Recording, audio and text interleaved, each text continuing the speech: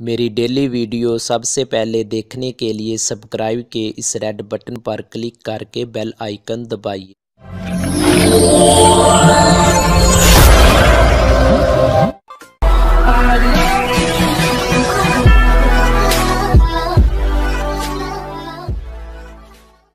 बिस्मिल्लाहिर्रहमानिर्रहीम। अस्सलाम वालेकुम दोस्तों, आज एक नई वीडियो के साथ आप दोस्तों की खिदमत में हाज़िर हुआ हूं। आज की इस वीडियो में आपको बताने जा रहा हूं कि आप किस तरह फेसबुक की वीडियो आसानी के साथ गैलरी में सेव कर सकते हो। जो दोस्त फेसबुक की वीडियो गैलरी में सेव नहीं कर पाते तो आज मैं इस वीडियो में बताने वाला हूं। दोस्तों, अगर आप लोगों ने मेरे YouTube चैनल को सब्सक्राइब नहीं किया हुआ तो जल्दी से सब्सक्राइब कर लें, साथ बेल आइकन पर क्लिक कीजिए, मेरी नई आने वाली हर वीडियो का नोटिफिकेशन आप दोस्तों को मिल सके।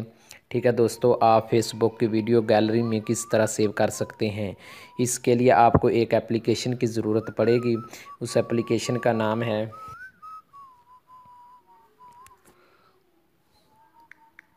Video downloader for Facebook. ठीक है दोस्तों, वीडियो